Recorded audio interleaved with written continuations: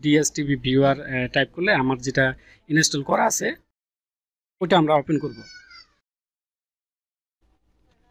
এটা ওপেন করার হলে এটা ওপেন হয়ে গেলে তারপরে এখানে ফাইল ওপেনে যাবেন, ফাইলে গিয়ে ওপেনে ক্লিক করবেন। ওপেনে ক্লিক করে আপনার যে এনসি ফাইল কোথায় আছে, যেখানে আছে আপনারা ওই ফাইলে গিয়ে হচ্ছে যে এনসি ফাইলে যাবেন আর কি। আমরা এই যে এটাতে গিয়েছিলাম, এই যে কানাডা 2 নিউ মডেল 5 এটাতে, তারপরে যে এনসি ফাইল যাওয়ার পরে এখানে যে ফাইলগুলো আপনি ওপেন করবেন সেই ফাইলগুলো আপনি এনসি মডেলে দেখতে পারবেন, এনসি ফাইলে দেখতে পারবেন। তো এটা দেখেন, এই যে এই মেম্বারগুলো আমাদের হচ্ছে যে এনসি ফাইল হিসেবে ক্রিয়েট হয়ে গেছে।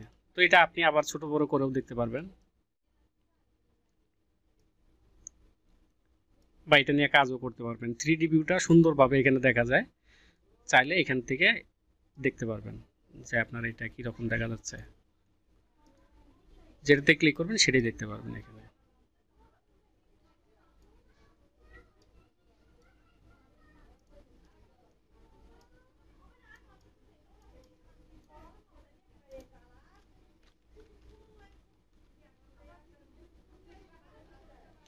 এখানে যে অপশনগুলো আছে চাইলে এগুলো ব্যবহার করতে পারবেন।